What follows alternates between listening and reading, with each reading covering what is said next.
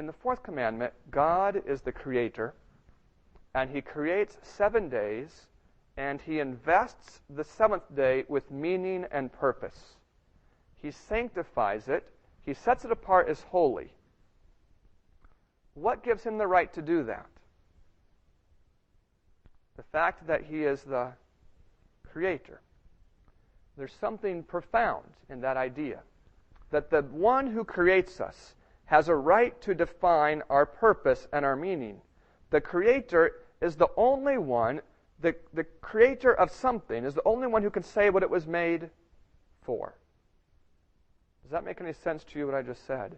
Only the one who makes something can authoritatively say the purpose in its creation.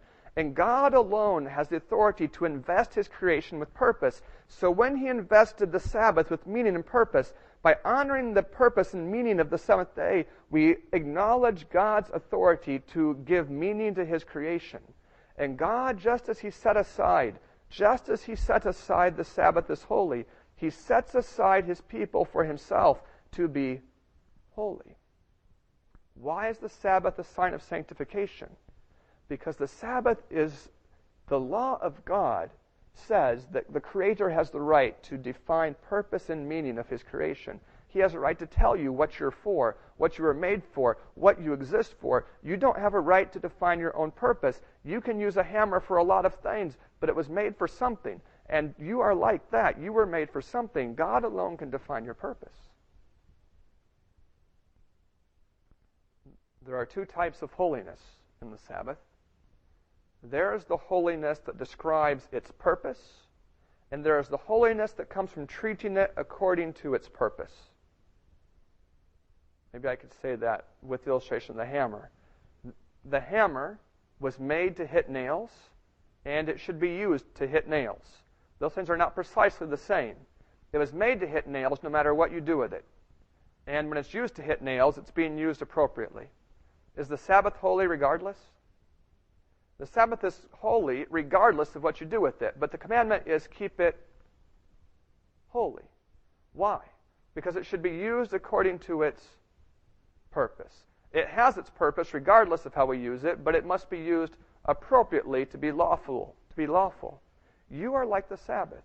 You have a purpose. You have your purpose regardless of whether or not you're used that way. But you're only sanctified in the sense that really counts when you keep yourself for God's purpose. God's people are set aside as holy regardless of how they treat themselves, but they can defile themselves by not treating themselves with the respect and holiness that they've been invested with by the one who had a right to make them that way. If I could summarize that whole thought, I'll close with it. The Sabbath is an illustration of what God has a right to do with us. For all eternity, God has had a law that said that he has a right to define the purpose and place of his creation. He defined the purpose and place of every created being, and he gave them not all the same place. Some were given more exalted stations than others. Just as the Sabbath was given a more exalted station than Friday, Lucifer was given a more exalted station than any other. God had a purpose. The Sabbath was the law, the portion of the law that was violated by Lucifer. First, when he was not satisfied with the position he was created for,